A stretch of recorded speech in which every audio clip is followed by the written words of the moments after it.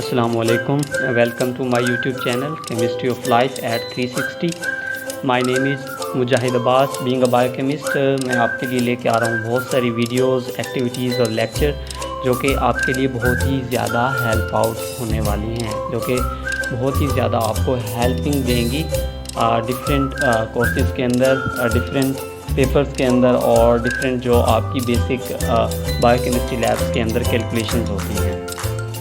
हमारा जो पहला कोर्स है जी, उस कोर्स का नाम है हमारे पास बेसिक बायोकेमिस्ट्री लैब कैलकुलेशंस, और उस कैलकुलेशंस के अंदर भी फिर हमारा जो आज का लेक्चर 1 होगा वो मोलैरिटी पे होगा। देखते हैं मोलैरिटी क्या है, मोलैरिटी की जो बेसिक कैलकुलेशंस हैं वो क्या होती हैं, इससे रिलेटेड प्रॉब्लम सॉल्व करेंगे हम। और इसके अलावा जो है कुछ शॉर्ट ट्रिक्स होते हैं जिसकी वजह से आप आसानी से कोई भी वैल्यू बता सकते हैं मोलैरिटी की या नॉर्मेलिटी की या मोलैरिटी की, या फिर इनकी जो इंटर कन्वर्जन होती है वो हम आगे चलकर नेक्स्ट लेक्चर्स के अंदर भी डिस्कस करेंगे। फर्स्ट जो आज हमारा पहला लेक्चर है वो बेसिकली मोलैरिटी के ऊपर भी है। अब आइए देखते हैं मोलैरिटी क्या है। मोलैरिटी हमारे पास होती है number of moles of solute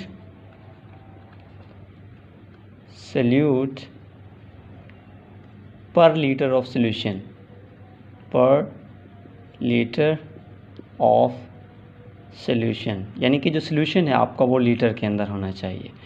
तो हमें पता है इस चीज़ का कि आपके पास जो number of moles of solute होते हैं वो आपके पास mass of the solute divided by molar mass of the solute होते हैं।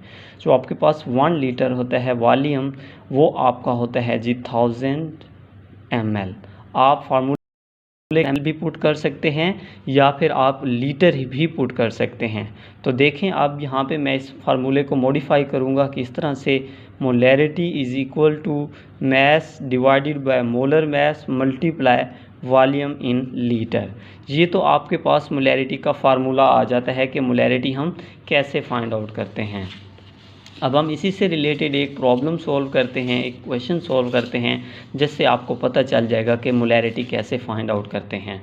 हमारे पास प्रॉब्लम है जी कि 20 ग्राम NaOH का सॉल्यूशन है हमारे पास 500 ml के अंदर। आपने इसकी मोलैरिटी बतानी है कि मोलैरिटी क्या है।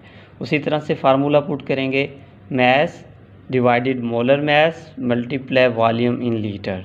आप देखें इसमें आपको मास दिया गया है कितना है, 20 ग्राम है, और मोलर मास का आपको पता है कि जो आपके पास सोडियम हाइड्रोक्साइड होती है इसका मोलर मास होता है 40 ग्राम पर मोल, और वॉल्यूम कितना दिया गया है 500 ml। अगर हम इसे लीटर के अंदर कन्वर्ट करें तो ये 0.5 लीटर आ जाएगा।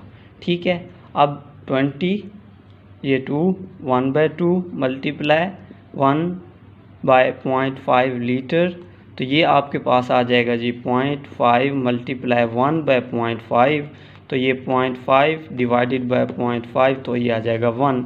इसका मतलब है 20 ग्राम NaOH अगर 500 ml के अंदर डिज़ोल्व किया हुआ हो तो उसकी जो मोलैरिटी होती है वो 1 होती है। तो इसका मतलब है आपने इस फार्मूले से मोलैरिटी फाइंड आउट कर ली।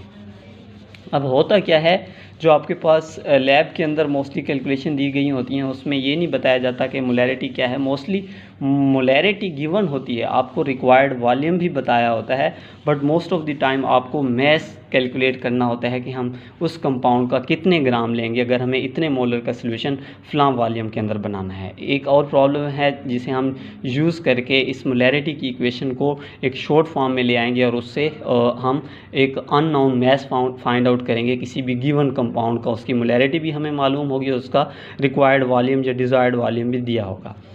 अब देखें, फ़र्ज़ करें लैब के अंदर आपका इंस्ट्रक्टर आपको कहता है कि जी 2 मोलर NaOH का सॉल्यूशन बनाएं जी इन 100 ml।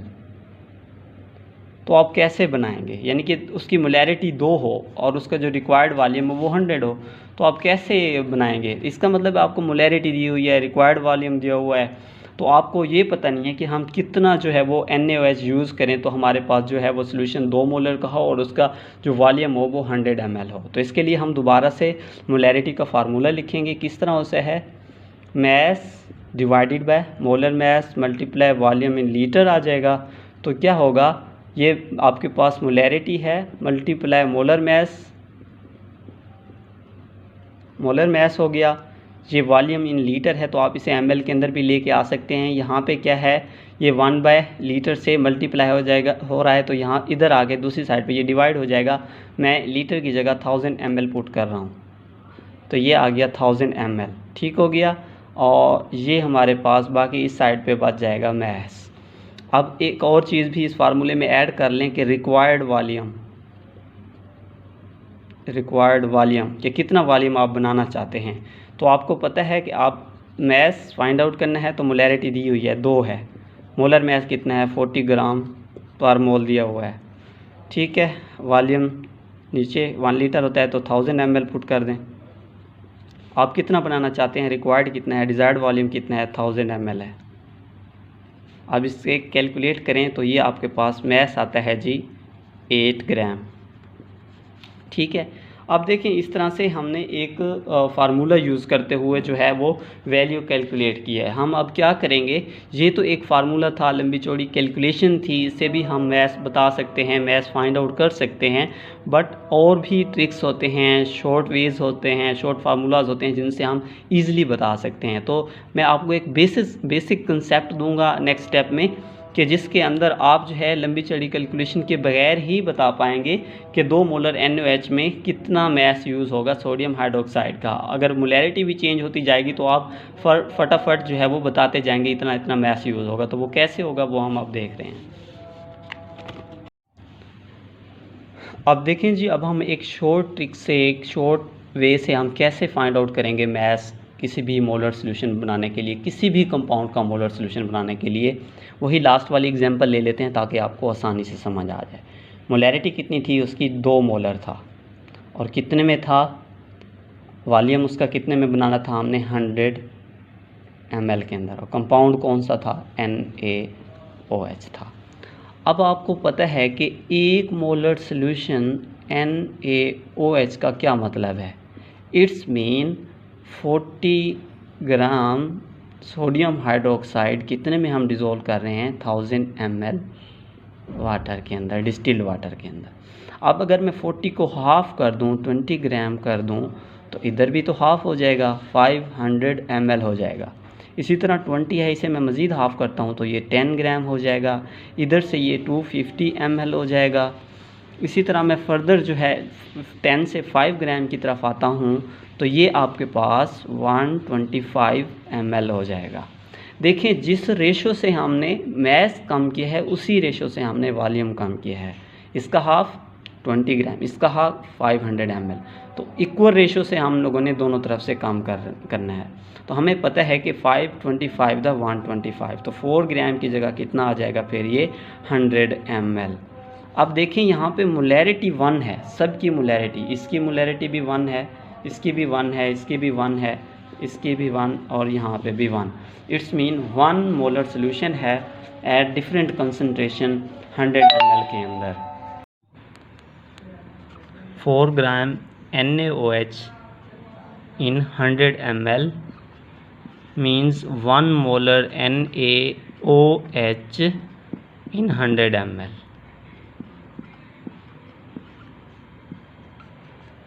1 मोलर NaOH इन 100 ml। अब इसका मतलब है कि हमने 1 मोलर सोल्यूशन बनाया बट 100 ml के अंदर सोडियम हाइड्रोक्साइड का, तो उसके लिए हमने 4 ग्राम लिए सोडियम हाइड्रोक्साइड के। अगर आपसे कह दिया जाता है कि आपने 2 मोलर बनाना है सोडियम हाइड्रोक्साइड का सोल्यूशन बट इन 100 ml, तो इसका मतलब है इसकी जो कंसंट्रेशन है वो डबल हो जाएगी। ये जो 4 है ये फिर आपका 4 नहीं रहेगा बल्कि 8 हो जाएगा, 2 टाइम्स इसकी कंसंट्रेशन जो है वो इंक्रीज़ हो जाएगी। तो कितना हो जाएगा, 8 ग्राम NaOH इन 100 ml। तो इसका मतलब है हमने एक शॉर्ट ट्रिक यूज़ करते हुए बताया कि कितना मैस चाहिए होगा 100 ml सोडियम हाइड्रोक्साइड का सॉल्यूशन बनाने के लिए। तो ये एक शॉर्ट और इजी ट्रिक है जिससे आप मोलैरिटी को जल्दी कैलकुलेट कर सकते हैं बगैर किसी लंबी चौड़ी कैलकुलेशन के यूज़ करते हुए जस्ट शॉर्ट ट्रिक्स आप यूज़ करेंगे और इस तरह से आपको मोलैरिटी की वैल्यू आ जाएगी। ये था आज का हमारा लेक्चर। इस लेक्चर के हवाले से अगर आपको कोई कन्फ्यूजन है तो आप कमेंट कर सकते हैं। तो मेरे चैनल को लाइक कीजिए, सब्सक्राइब कीजिए और शेयर कीजिए, और नेक्स्ट वीडियो तक के लिए इंतज़ार कीजिए। अल्लाह हाफिज़।